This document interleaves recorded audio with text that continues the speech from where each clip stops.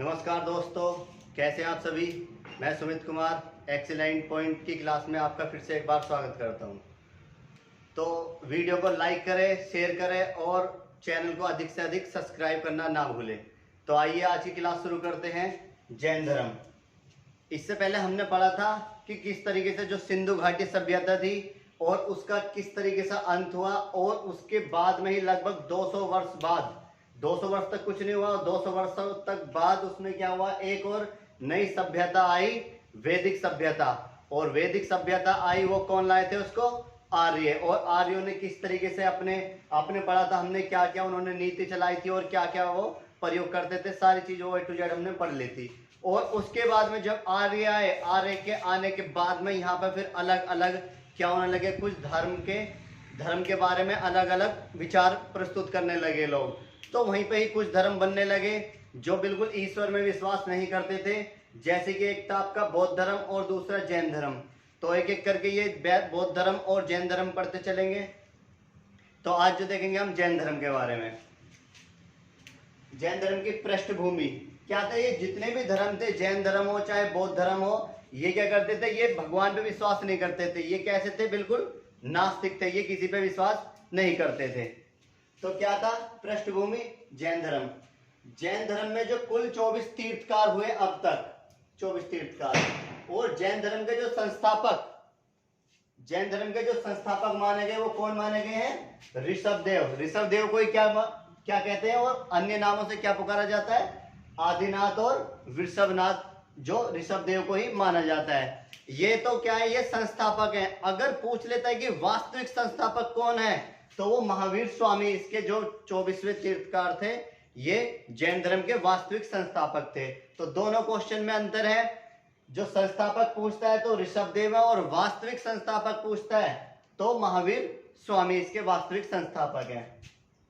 Next, 24 इसमें तीर्थकार हुए, लेकिन जो 22वें तीर्थंकर थे वो अरिष्टनेमी, ये 22वें तीर्थकार थे। क्यों इनका नाम ही क्यों लिया यहाँ पे?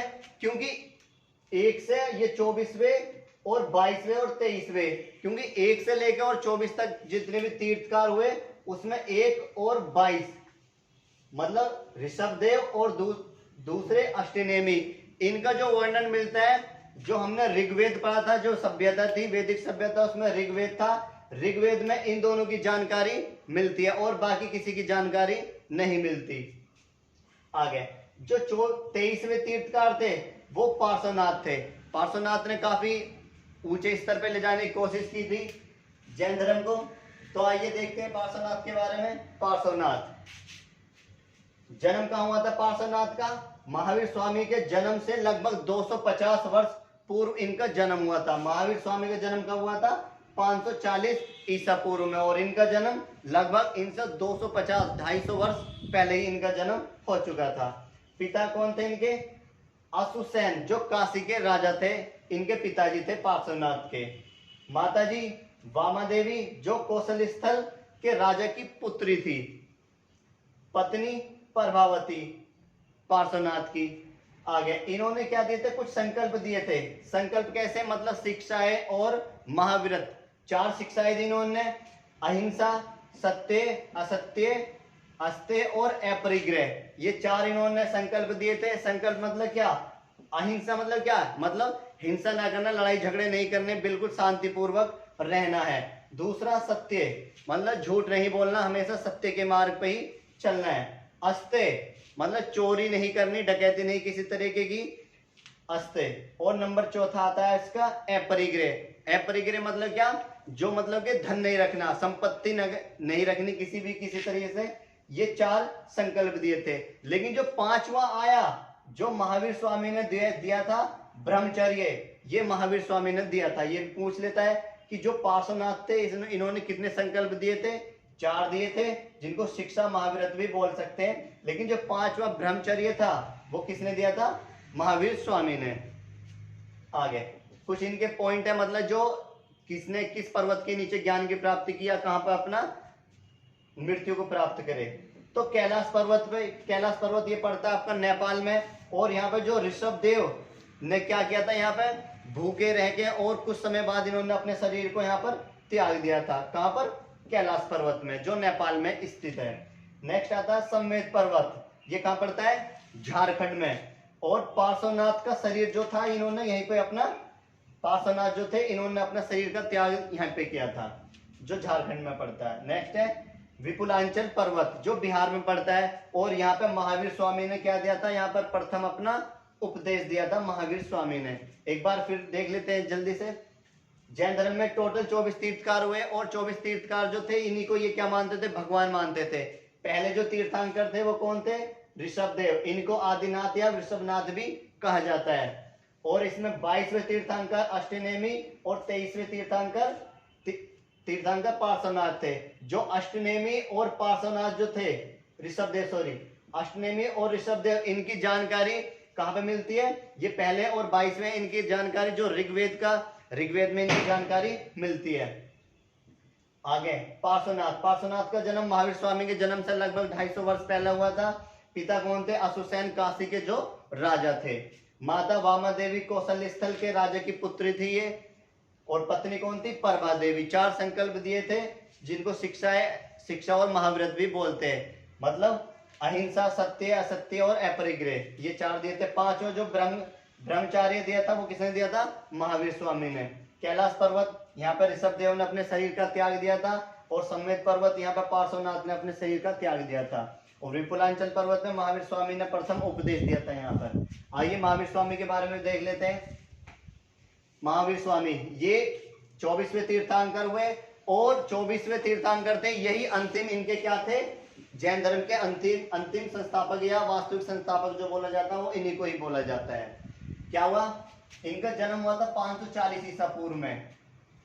540 ईसा पूर्व में कहां पर हुआ था, कुंडग्राम, जो वैशाली में स्थित है। कहाँ है ये, बिहार में ये पड़ता है।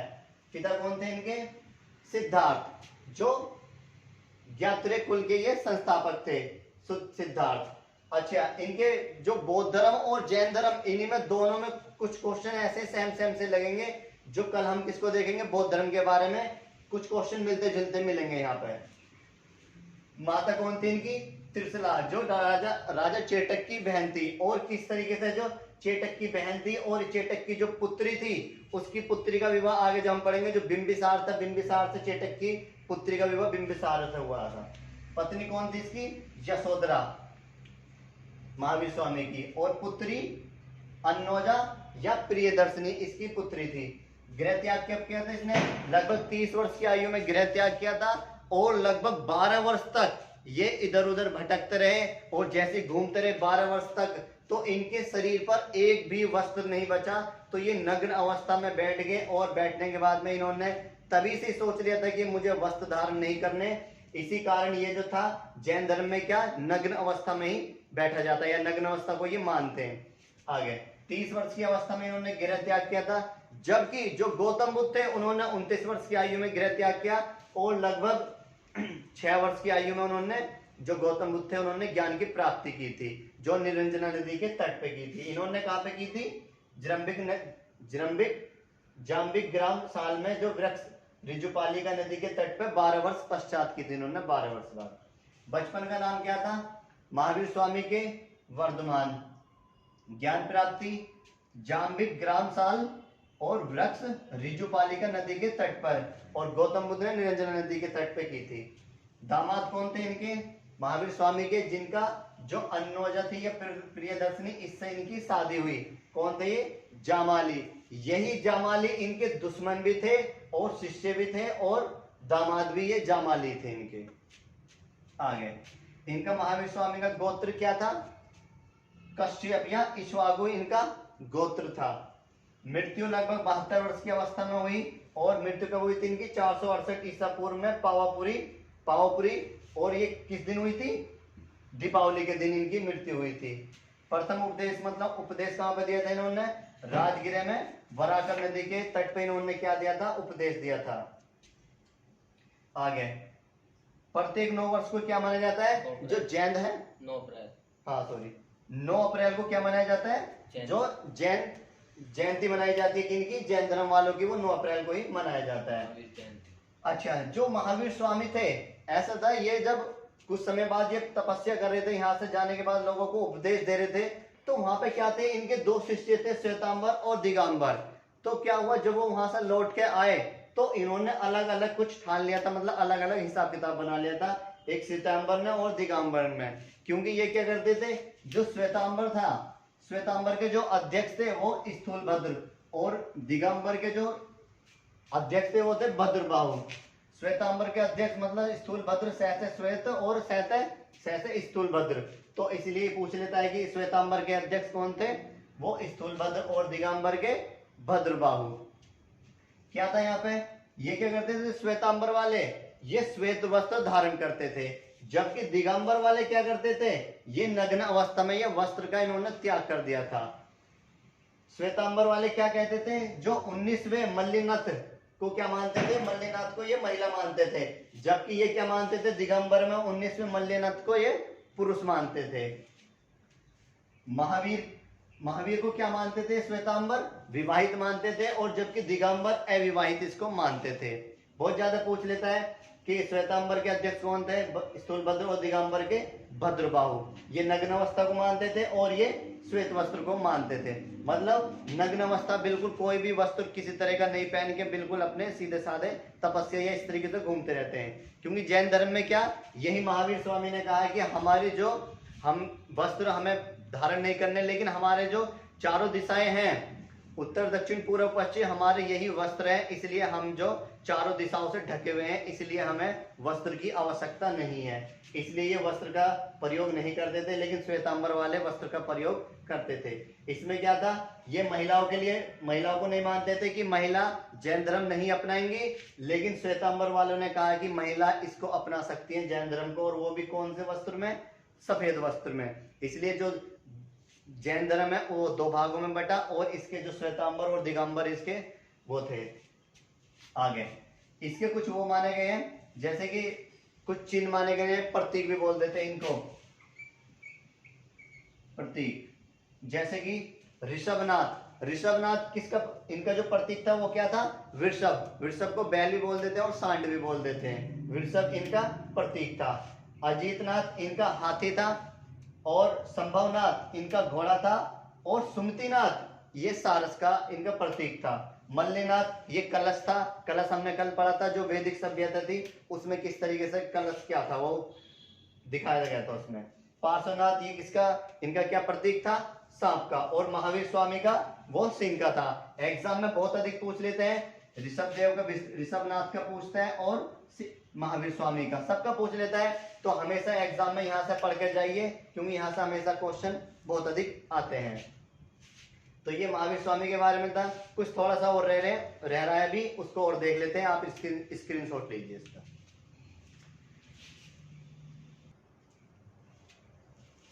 तो आइए कुछ इसका और क्वेश्चन बच गए थे, उनको देख लेते हैं, जो हमेशा एग्जाम में यहाँ से पूछे जाते हैं।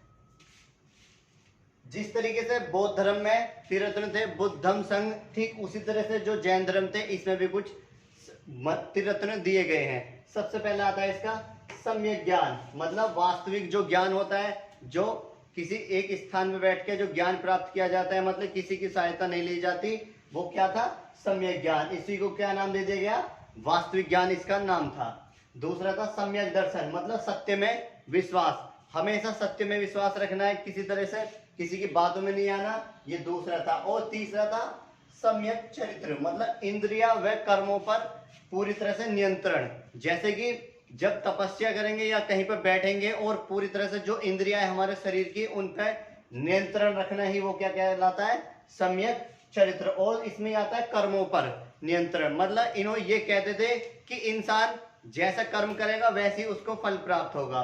क्योंकि ये भगवान पे विश्वास नहीं करते थे, लेकिन हाँ कुछ करते भी थे, लेकिन वो कहते थे कि हमारे बाद पहले भगवान हम हैं, लेकिन हमारे बाद जो आएगा वो भगवान आएगा। पहला हम हैं, हमसे नीचे जो है वो भगवान आएगा। जैन धर्म के आगम, मतलब कुछ इसमें दिए गए जो हमेशा एग्जाम में पूछे जाते हैं। नंबर 1 आता है 12 इसमें अंग थे और 12 ही उपांग थे और 10 प्रकीर्ण और 6 छेद सूत्र और 4 मूल सूत्र इसमें थे। ये हमेशा पूछ लेता है इनको। और एक चीज, जो भगवती सूत्र में क्या होता है, एक पुस्तक है और इस पुस्तक में क्या मिलता है, जो महावीर स्वामी है, महावीर स्वामी के जीवन की पूरी जानकारी मिलती है। और इसमें जो 16 महाजनपद आएंगे, हम मगध पढ़ेंगे, मगध जो एक महाजनपद है, उन 16 महाजनपदों में क्या था, इसकी जानकारी मिलती है, जो भगवती सूत्र है, और इसमें महावीर स्वामी के जो पूरे जीवन का इसमें वर्णन है। ठीक उसी तरह से जो बौद्ध धर्म आएगा, बौद्ध धर्म में एक पुस्तक है अंगुत्तर निकाय, उसमें क्या मिलता है, जो 16 महाजनपद हैं, उन 16 महाजनपदों की जानकारी भी उसमें मिलती है। ठीक उसी तरह से जैन धर्म में भगवती सूत्र में 16 महाजनपदों की जानकारी मिलती है। आगे कुछ संगीतियां हुई थी, जिस तरीके से बौद्ध धर्म में संगीति हुई है, ठीक उसी तरह से जैन धर्म में भी संगीति यहाँ पर की गई है। संगीति मतलब क्या, लोगों को इकट्ठा करके और वहां पे क्या सभाएं स्थापित की जाती थी और लोगों को अपने धर्म के बारे में प्रचार प्रसार किया जाता था। तो क्या था, पहली संगीति में ये कहां पर हुई थी, पाटलिपुत्र, कहां पड़ता है, बिहार में। और कब की गई थी ये, 300 ईसा पूर्व में पहली संगीति आयोजित की गई थी। इसके अध्यक्ष कौन थे, स्थूलभद्र। हमेशा एग्जाम में पूछी जाती है कि जैन धर्म की कितनी संगीति की गई है, तो 2 संगीति की गई है। एक प्रथम संगीति जो पाटलिपुत्र में, जो लगभग 300 ईसा पूर्व में ये आयोजित की गई थी, और इसके अध्यक्ष कौन थे, स्थूलभद्र। और दूसरी कब की गई थी, वल्लभी में, जो कहां पड़ता है, गुजरात में, लगभग 512 ईस्वी में की गई है। ये कब की गई थी, 300 ईसा पूर्व में, जबकि ये कब की गई थी, 512 ईस्वी में की गई थी, मतलब एडी। ये बीसी और ये एडी, ईस्वी और ईस्वी और ईसा पूर्व। जैसे हम ईसा मसीह का समय पढ़ेंगे और वहां पे क्या होता है, उसके समय से क्या हो जाता है, वो बिल्कुल सीधा हो जाता है। वो पहली शताब्दी माना गया, और पहली शताब्दी से हम क्या, पहले जो समय चल रहा था वो ऊपर से नीचे चल रहा था, लेकिन जैसे ही जो ईसा मसीह का जन्म होता है और वहां से समय क्या हो जाता है, वो वहां से एक से शुरू होता है और वो सीधा चलता रहता है, तब से लेकर आज तक वही चल रहा है समय।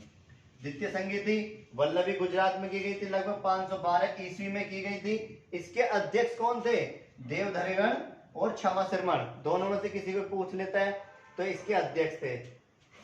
जैन मत से प्रभावित कुछ वो थे, संरक्षक थे, मतलब कुछ शासक थे जो हमेशा जैन धर्म को मानते थे। सबसे पहले आता है महापद्मानंद, या इसका ही पुत्र आता है धनानंद, जो नंदवंश का ये शासक था, नंदवंश। और दूसरा आता है बिंबिसार या अजातशत्रु उदयन, ये कौन से वंश के थे, हर्यक वंश। हर्यक वंश पूछ लेता है कि जैन धर्म में से ये कौन से इनके संरक्षक है, मतलब जैन धर्म की रक्षा करते थे और जैन धर्म को ये इन्होंने अपनाया था, माना था। और तीसरे नंबर पर आते हैं आपके चंद्रगुप्त मौर्य और बिंदुसार, सॉरी मौर्य वंश के थे ये, मौर्य वंश। चंद्रगुप्त मौर्य का ही पुत्र था बिंदुसार, और चंद्रगुप्त का जो प्रधानमंत्री था, जो चाणक्य था, उसी ने पुस्तक लिखी थी अर्थशास्त्र, जिसमें उसने नाम क्या दिया था, कौटिल्य अपना नाम दिया था। विष्णुगुप्त भी नाम बोला जाता है उसको। तो ये क्या था, चंद्रगुप्त मौर्य। और चंड प्रद्योत, ये किसके थे, अवंती के। और राजा खारवेल, ये कहाँ के थे, जो उड़ीसा पड़ता है, उड़ीसा में, ये उड़ीसा के राजा थे। ये भी किसको मानते थे, जैन धर्म को ये मानते थे। और जो जैन धर्म था, हमने अभी पीछे देखा, जो जैन धर्म 2 भागों में बट गया था, श्वेतांबर और दिगंबर। जो श्वेतांबर के जो अध्यक्ष थे वो कौन थे, स्थूलभद्र, श्वेतांबर। और दिगंबर के कौन थे,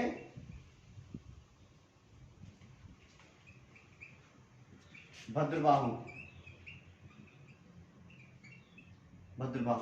तो क्या हुआ, जिस समय मौर्य वंश के शासक चंद्रगुप्त मौर्य यहाँ पर शासन कर रहे थे मौर्य वंश पे, तो उस समय क्या हुआ, यहाँ पर स्थूलभद्र और भद्रबाहु ये दोनों पहुंचते हैं वहां पर। और पहुंचने के बाद में चंद्रगुप्त मौर्य के पास ये कहते हैं कि हमारे धर्म को इतना कम क्यों अपनाते हैं लोग। तो वहां पर चंद्रगुप्त मौर्य ने कहा कि आप एक काम करो, आप अपने धर्म को 2 भागों में बांट दो। तो वहां पर 2 भागों में किसके शासनकाल में बटा, जो जैन धर्म था चंद्रगुप्त मौर्य के, श्वेतांबर और दूसरा दिगंबर। इसमें जो अध्यक्ष बनाए गए थे श्वेतांबर के स्थूलभद्र और दिगंबर के भद्रबाहु। क्या होता है, जो इसमें जैन धर्म में कि इसमें क्या होता है, कुछ समय बिल्कुल भूखा, कुछ नहीं खाना पीना, और एक स्थान में बैठ के वहां पर अपने प्राण त्यागने पड़ते हैं। इसमें जैन धर्म में ये था। लेकिन हुआ ये कि जैसे आपको पता है, अगर किसी को मृत्यु दंड चाहिए तो वो क्या करेगा, सबसे पहले राष्ट्रपति से अनुमति लेगा कि मुझे क्या चाहिए, मृत्यु दंड चाहिए। इसलिए जो जैन धर्म में क्या लोग मृत्यु खुद ही प्राप्त कर लेते थे, अब उस पर पूरी तरह से प्रतिबंध लगा दिया गया। क्योंकि ये श्रवणबेलगोला जो कर्नाटक पड़ता है, वहां पर चंद्रगुप्त मौर्य ने भी अपने प्राण त्याग दिए थे। तो इसको क्यों राष्ट्रपति के पास ही क्यों जाते हैं, क्योंकि राष्ट्रपति क्या होता है, भारत का प्रथम नागरिक है वो। इसीलिए उससे अनुमति लेनी पड़ेगी कि हाँ मुझे अपने प्राण त्यागने हैं। लेकिन उसके पास जो जाएगा वो सिर्फ नाटक करने के लिए जाएगा। जिसको प्राण त्यागने होते हैं वो तो प्राण त्याग ही देगा। ऐसा थोड़ी ना कि हाँ वहां जाके परमिशन लेगा। तो ये क्या, राष्ट्रपति से ये दिखाया गया कि हाँ अगर किसी को मृत्यु दंड चाहिए तो उसको सिर्फ राष्ट्रपति ही देगा। ठीक है, तो ये किसके बारे में था, जैन धर्म के बारे में, जो हमेशा यहाँ से क्वेश्चन पूछे जाते हैं। तो वीडियो को शुरू से देखें और अंत तक देखें, तभी आपको बिल्कुल समझ में आएगी। कल फिर मिलते हैं नई क्लास के लिए। धन्यवाद आज के लिए।